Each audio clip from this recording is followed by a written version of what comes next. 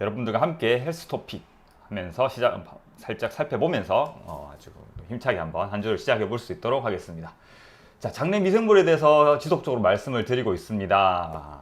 네, 제가 여러분들에게 이 프레젠테이션을 준비하면 할수록, 그 다음에 여러분들에게 이 방송을 하면 할수록 이 장내 미생물에 대해 가지고 더 엄청 중요하구나라는 생각들을 하게 되는 것 같습니다.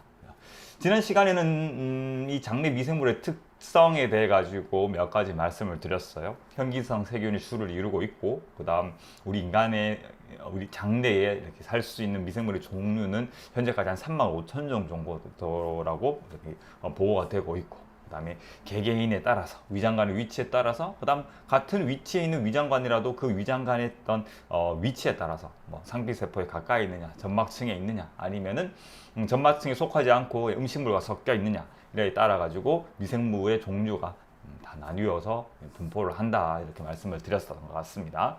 자, 오늘은요, 이런 장내 미생물이 과연 어디서부터 유래가 되는가에 대해서 한번 생각해 볼까 합니다. 사실 우리가 태아의 상태일 때, 어머니 뱃속에 있을 때는 미생물에 노출이 되질 않겠죠. 왜냐하면 수정란에서부터 서서히 분화가 되어서 성장을 해오는 그런 어떤 발생 과정을 겪기 때문에 거기에는 미생물이 있지 않을 거라고 생각을 해볼 수가 있을 것 같습니다. 그런데 이런 태아가 이제 출산 과정을 거치면서 처음으로 세상에 어떤 그 신체 바깥부를 노출시키게 되잖아요. 그러면서 이제 미생물에 노출되기 시작한다라고 합니다. 그러면 이 신생아가 이런 분만 시에 어떠한 통로를 거치느냐? 요즘 자연분만도 있고요. 그 다음에 제왕절개를 하시는 분도 있고요. 그런데 여기에 따라 가지고 노출되는 미생물의 종류가 다를 수밖에 없겠죠. 그래서 거기에 연구 결과를 따르면요, 제왕절개로 태어난 어떤 신생아와 그 다음 자연분만으로 태어난 신생아의 어떤 그 장내 미생물이 서로 다른 분포를 보인다고 얘기를 합니다. 그래서 분명히 차이가 있다고 얘기를 하고, 그 다음에 그 자연분만으로 태어난 어떤 신생아의 어떤 장내 미생물의 구성과 그 다음 어머니의 어떤 그 질 내에 분포를 하는 미생물의 구성이 조금 뭔가 이렇게 어떤 그 유사성이 있다라고 얘기를 하고 그런 논문들이 있거든요. 그래서 우리가 어떤 식으로 태아가 분만되고 신생아 출산하느냐에 따라 가지고 이런 장내 미생물의 분포가 초반에 달라질 수 있다라는 것도 한번 생각해 볼 만하고요. 그러면 이제 출생하고 난 다음에 이제 생후 1년까지는 이 미생물 수도 점점 증가를 하고요. 그 다음에 다양성도 엄청 증가를 합니다.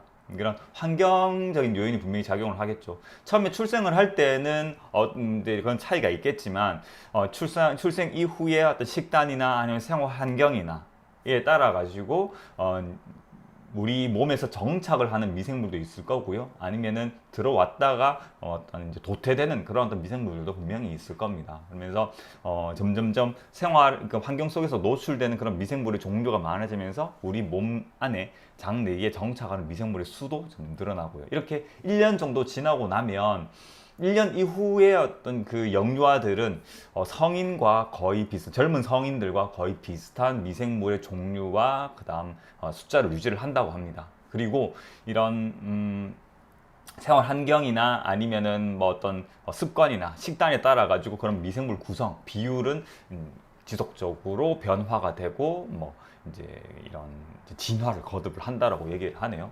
단어상으로는 이제 이볼브 라고 얘기를 되어 있어 가지고요, 지속적으로 변화를 한다 이렇게 생각을 하시면 될 것 같습니다. 그래서 우리가 사망할 때까지 미생물은 지속적으로 계속 우리와 같이 상호작용을 하면서 이렇게 살아가고 있다. 그러면 특히 영유아 때, 특히 출생과 그다음 생후 1년 사이에 이런 항생제 사용, 여기에 대해 가지고는 사실 좀 깊이 생각을 해보셔야 될 것 같습니다. 생후 1년 이내 또 영유아 시기 때는 미생물이 종류가 증가하고 그 다음에 수가 증가하고, 특히 생후 1년 사이에서는 미생물의 어떤 그 군집의 어떤 안정성 자체가 상당히 조금 약한 그런 상황이기 때문에 자칫 잘못된 그런 어떤 항생제 과잉 사용, 그다음 남용, 어떤 오용 같은 경우에는 이런 미생물이 장내에 정착을 하는데 좀 치명적인 그런 어떤 좀 치명적이다 하기는 좀 그렇고요. 좀 안 좋은 그런 어떤 영향을 줄 수가 있겠죠. 네, 그래서 항생제 사용 같은 경우에는 한번 우리가 생각을 해볼 만한 그런 어떤 부분인 것 같습니다. 그래서 항생제 같은 경우에는 항상 최소한으로 꼭 필요할 때만 사용을 하는 게 맞지 않나 그런 생각을 해봅니다. 어쨌든 우리의 장내 미생물은 이렇게 우리가 출생과 동시에 미생물에 노출되어서 그런 미생물로부터 우리 그렇게 노출된 미생물로 인해 가지고 장내 미생물들 수가 한 1년 정도의 과정에서 정착하고 수도 늘어나고 다양성도 증가한다, 이렇게 결론을 말씀드릴 수가 있을 것 같고요. 이렇게 미생물에 대해서 하나하나씩 공부를 해보니까 진짜 재밌는 것 같습니다. 재밌는 것 같고, 그 다음 정말 중요한 그런 우리 건강에 있어서 상당히 중요한 부분을 차지하고 있는 게 분명한 것 같고요. 그래서 계속해서 이런 미생물에 대해서 또 말씀을 드릴 수 있도록 이렇게 하겠습니다. 자, 오늘의